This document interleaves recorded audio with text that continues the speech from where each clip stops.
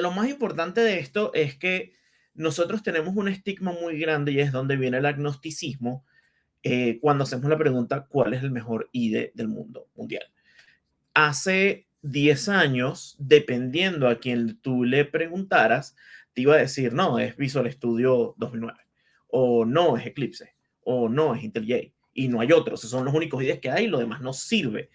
Y la palabra clave aquí es el no sirve, no es que no sirva, o no es que sea el mejor. Pero la respuesta en el presente, en el 2023, de cuál es el mejor IDE del mundo mundial, por supuesto, es que depende. Sí, la respuesta es un depende muy grande y es un depende que podemos cantar incluso. Eh, Cuando uno habla de que depende, pues eso va a depender mucho de en lo que uno crea y lo que uno necesite, porque no todos los IDEs son creados iguales y no todos los IDEs funcionan para todo, o no todos los IDEs son buenos en algunas cosas, o no todos los IDEs te van a funcionar de alguna otra manera. Y ya le vamos a poner un par de ejemplos de ello, pero regresemos un poco al pragmatismo otra vez. Yo escribo acá el pragmatismo en la era web 2.0 y pongo mayor igual, porque llegar al punto de decir, bueno, la web 3.0 es meternos en una camisa de 11 varas, en agua profunda, en el pozo con las paredes resbalosas y no vamos a llegar allá, pues yo le tengo mucho miedo a la web 3.0 porque es una cosa que apenas están haciendo, está creciendo, no tiene como mucha dirección en el mundo, está ahí, funciona y no funciona, es eficiente y no lo es, no tiene practicidad, pero sí la tiene, entonces mejor dejémosla un poquito por fuera. Y más bien regresemos otra vez a nuestro lenguaje favorito, el español, y hablemos de las herramientas. ¿Qué es una herramienta? Yo le pregunto a alguien qué es una herramienta, lo primero que me da, sí, el primer impulso por lo regular es un martillo, pero no te define qué es una herramienta. Entonces, si nosotros nos ponemos a pensar realmente cómo definimos a alguien que es una herramienta, pues la respuesta de la Real Academia Española en el diccionario es que es un instrumento por lo común de hierro o acero, ergo el martillo o el destornillador, con que trabajamos los artesanos. O puede ser un conjunto de herramientas que, esos son ese tipo de cosas que tiene el diccionario que uno no entiende que una herramienta es un conjunto de herramientas. Qué linda tu definición. Muy bien. La tercera es que es un instrumento que sirve para hacer algo, conseguir un fin, que es la que nos interesa a nosotros. Y luego hay como 8 definiciones más que realmente no vienen al caso, pero por lo que es la cuarta, porque me pareció muy cómica, que dice que es un arma como un puñal, una navaja, una pistola. Esos son ese tipo de cosas que uno dice que hacen allí, pero compadre, de así. Entonces, para nosotros la definición es la tercera, un instrumento que sirve para hacer algo o conseguir un fin. Eso es una herramienta. Para nosotros los desarrolladores, las herramientas que tenemos son todas aquellas que nos ayudan a conseguir nuestro fin. Y regresamos otra vez a la pregunta, ¿cuál es el mejor IDE? Y ustedes se pueden dar cuenta que yo aquí puse una lista gigantesca de cosas y van a reconocer algunos seguramente ni los han visto en su vida, pero vamos a ir un poco a poco con ellos y tratar de dilucidar qué significa cada uno. Entonces, en el presente 2023, el IDE por referencia de alguna u otra manera es Visual Studio Code. Vamos a hablar un poco de Visual Studio Code al final de esto, pero bien, hasta hace un par de años Visual Studio era el referente de cómo se debe hacer un IDE y básicamente todo el mundo copia la forma como está estructurada Visual Studio porque Microsoft, más allá de ser la compañía que le hace el software a todo el mundo, es una compañía que hace software para desarrolladores principalmente. Si bien su producto principal es Windows, su producto más importante es Visual Studio, a pesar de que la gente dice que es Office, no es Office, es Visual Studio. IntelliJ se posicionó de alguna manera como el referente para Java. Antes de esto, había una compañía llamada Borland, que es de California, que ya no existe, que hacía un IDE para Java llamado el JBuilder. El JBuilder, JBuilder, era espectacular, eso hacía de todo. Y lamentándolo mucho, Borland dejó de existir, lo absorbió CodeGear y CodeGear saca una cosa que se llama el RAD Studio, que es para Delphi. Obviamente no lo puse aquí porque hay muy poca gente que trabaja en Delphi. Cuando digo poca gente es contada con los dedos de las manos, pero el RAD Studio es capaz de ver C++ y ve PHP y ve un montón de cosas y tienen una implementación del framework.NET bastante interesante que es el C Sharp VLC. Le faltan algunas cosas, hay unas cosas que funcionan bien, es bastante lento, el batch collector no funciona tan bien como nos gustaría, pero ahí va. Rider es un editor de C Sharp en .NET que también lo hace JetBrains, que es la compañía que hace el IntelliJ. El problema de Rider es que está estructurado de la misma manera como está estructurado el IntelliJ. Es decir, está estructurado para trabajar en Java y no en C Sharp. Entonces, es ahí donde empezamos a ver las diferencias de qué funciona bien y qué no funciona bien. En Visual Studio tenemos una cosa que se llama el C Sharp Dev Kit, que es la réplica del Visual Studio. Pero Rider funciona distinto, entonces te organiza las cosas diferentes y las sugerencias que te da son distintas porque están basadas en Java. Entonces hay mucha gente que le encanta Rider, hay mucha gente que le gusta Visual Studio. Sí, básicamente cada quien elige la herramienta que más le gusta. Está Eclipse. Eclipse es un IDE que ha pasado por todos los colores, funciona con básicamente bastantes lenguajes, pero no todos. Y como anécdota, yo una vez me peleé con el man que lleva, que es uno de los directores de Eclipse, porque yo le escribo por Twitter y digo, epa, estábamos viendo aquí en un curso de UI UX que el tema en negro no funciona. Y el, bueno, ese man se ha puesto, gritó, dijo que no sé qué, que tal, me insultó, me bloqueó. Yo dije, hombre, pero te estoy diciendo que no funciona, porque te pones así, todo el mundo, no, es que no funciona, lo que pasa es que a él no le gusta que le digan que sus cosas están incompletas o que todavía le falta trabajo. Vainas. NetBeans originalmente era el por defecto para Java y lo hacía Sun Microsystems. Originalmente era con que te enseñaban cuando tú ibas a hacer el curso. Yo aprendí con eso. Es terrible. Y luego, por supuesto, liberaron la licencia, pues que Sun Microsystems fue absorbida por Oracle y desaparecieron de alguna u otra manera. Es un IDE que es bastante terrible. Por alguna razón no es un IDE que ha avanzado mucho, le cambiaron el logo, pero poco más. Es lento, se guinda, tiene algunos problemas de fugas de memoria que vienen arrastrando hace 20 años. No me pregunten por qué, pero es uno de esos IDEs que son como un caso extremo en una orilla. Y por supuesto tiene una gente fanática que no usa nada excepto que no sea eso. Solamente funciona con Java, obviamente. Y bueno, pero regularmente la mayoría de gente que trabaja en NetBeans terminó pasando Eclipse. Y cuando Eclipse llegó a este plató donde ya no avanzaron más, se mudaron a IntelliJ. Y ya les voy a comentar algo de eso. Luego está Vim, que ya vimos que es una locura porque Vim es un editor de texto en consola. Yo admiro mucho a la gente que trabaja en Vim porque solamente trabajan con el teclado sin el mouse. Es admirable. Yo no puedo. Mi cerebro reptiliano básicamente colapsa y no lo puedo hacer. Emacs y Vim se parecen mucho, básicamente son competencia directa. Podríamos meter a Nano ahí, no tiene logo, no lo agregué. Y luego están Atom y Sublime. Atom y Sublime originalmente eran solo editores de texto para Mac, luego se volvieron open source, funcionan para todas las plataformas y luego tienen algunos plugins para algunos lenguajes. No están completos. A Sublime le falta muchísimo si lo comparamos obviamente con Visual Studio Code, que tiene absolutamente todo. Notepad++ es solo para Windows. Es el equivalente a Sublime cuando en su momento era solo para Mac. Notepad++, cuando salió originalmente, por allá como en el 2004-2005, era el único editor de texto capaz de abrir un archivo de 1 GB sin colgarse. ¿Cómo lo hacían? No sé, pero era mágico. Obviamente ya en el tiempo ya uno no lo utiliza para más nada que no sea editar algo muy específico, porque realmente no es un IDE, es un editor de texto. Y esa distinción es importante que la tengamos, porque si bien yo puedo escribir un proyecto completo en Notepad++, lo puedo escribir, nadie me va a detener. No, nunca voy a ser tan eficiente que si lo hiciera en Visual Studio, que tiene un montón de ayudas y se encarga de hacer la mitad del trabajo por mí. ¿Sí? Cuando digo la mitad del trabajo, no es que lo va a desarrollar por mí, yo todavía tengo que escribir mi código, pero sí tiene un montón de tareas automatizadas que yo no tengo que hacer, como por ejemplo mandar a compilar algo. No tengo que abrir la console, escribir los comandos, yo presiono un botoncito y él hace todo.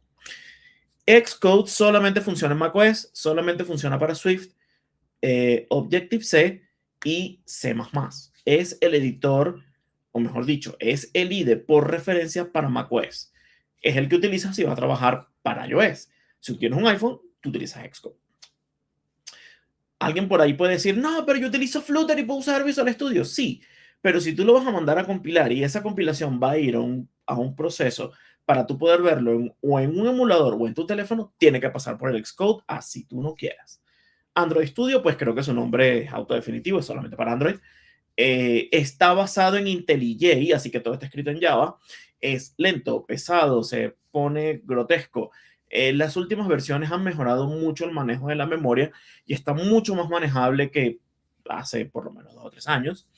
IBM Westfair es una cosa de hace 50 años. Es básicamente un esqueleto paleontológico que estamos consiguiendo y funcionaba para trabajar cosas con JBoss y Java.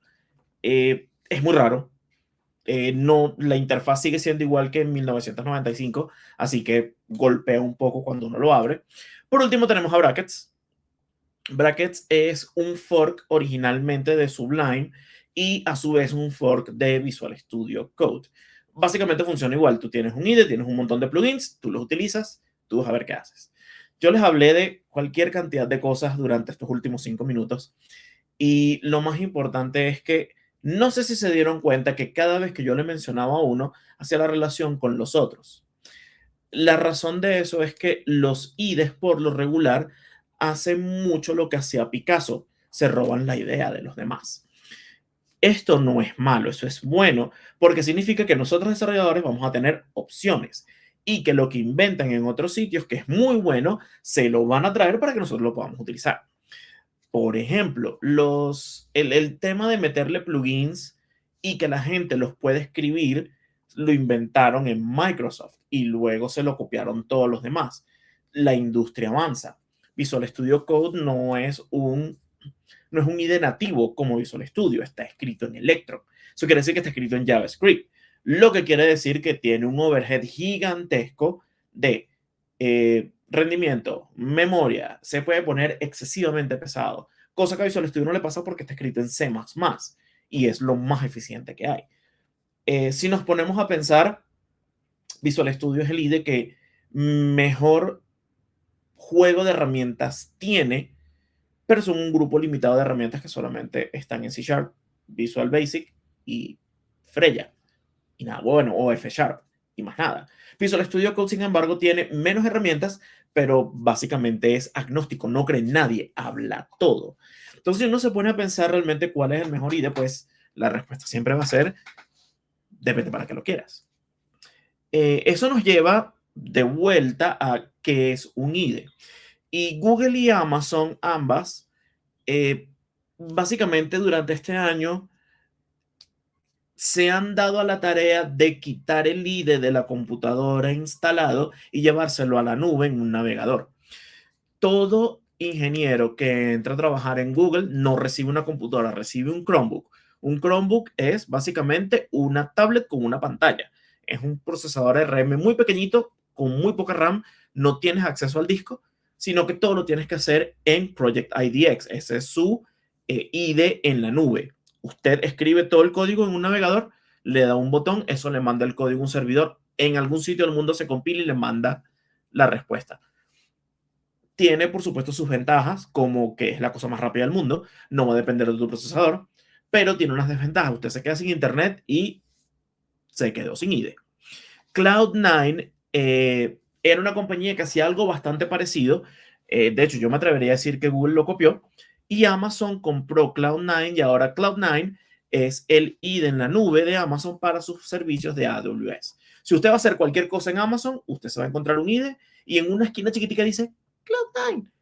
Y le están haciendo un rebranding gigante, borraron el logo, desaparecieron el número, ahora dice que simplemente es Amazon en la nube. Yo me imagino que en algún punto le van a poner un nombre distinto, pero por ahora se sigue llamando así. Entonces, regresamos otra vez a la pregunta, ¿cuál es el mejor IDE? Y hay que regresar entonces al agnosticismo y al pragmatismo del principio. Un IDE no es más que una herramienta, ¿sí? Y justamente como no es nada más que una herramienta, nosotros como desarrolladores tenemos que elegir la mejor herramienta para la tarea.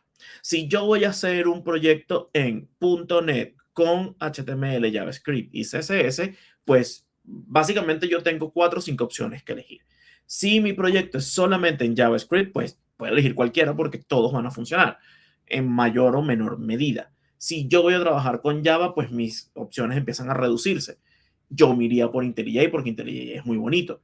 Si, por ejemplo, iba a trabajar en Ruby, pues aún más se hace el espacio que puedo moverme. Puedo trabajar en Visual Studio Code, o puedo trabajar en Visual Studio Grande, o puedo trabajar en Brackets, o me voy a un IDE que es específico para Ruby, como RubyMine.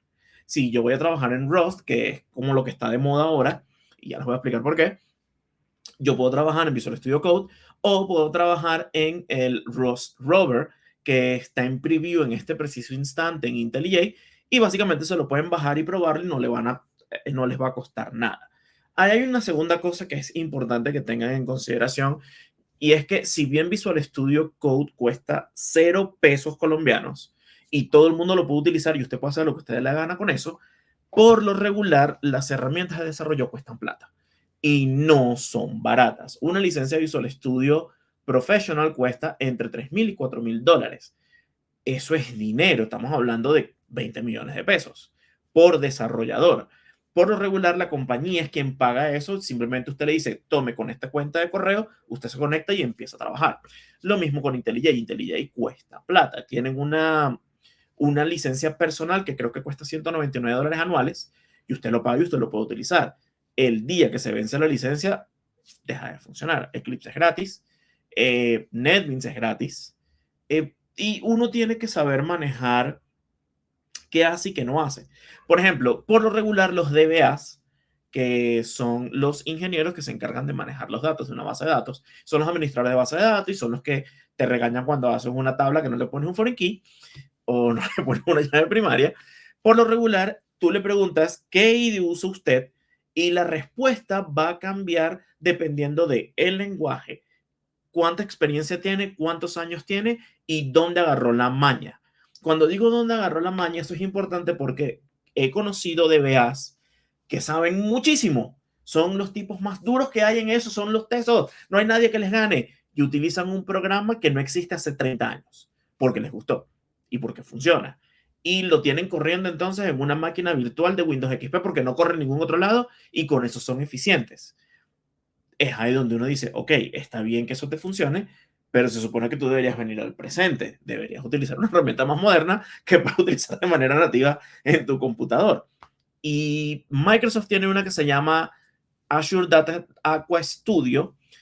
Es bastante flexible, se conecta con casi todo, pero es una herramienta complicada porque si tú te conectas al SQL Server, funciona bien. Si te conectas a MariaDB, funciona bien. Si te conectas a Postgres, funciona medianamente bien.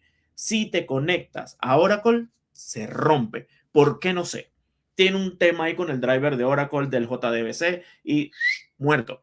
Si, por ejemplo, conozco mucha gente que utiliza DataGrip, que es el equivalente al Aqua Studio de JetBrains, y básicamente DataGrip habla todas las bases de datos.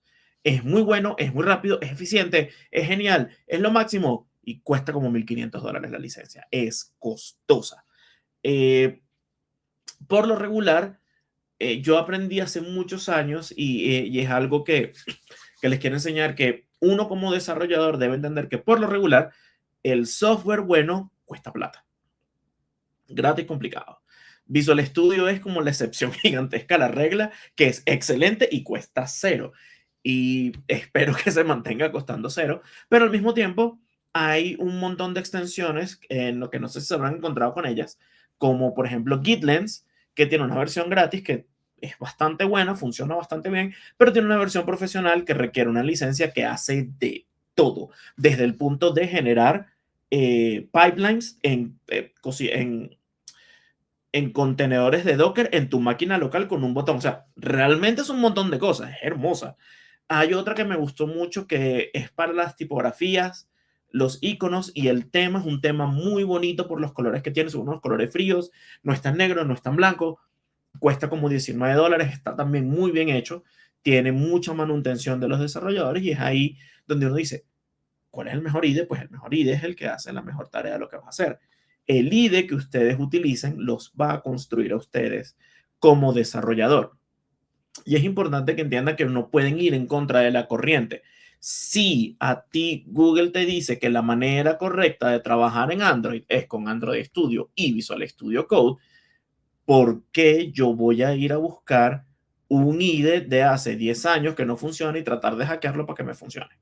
Eso no tiene sentido. Usted va a perder tiempo, va a perder esfuerzo, va a perder energía y se va a encontrar con un montón de bloqueos donde no deberían estar porque usted debe ser eficiente.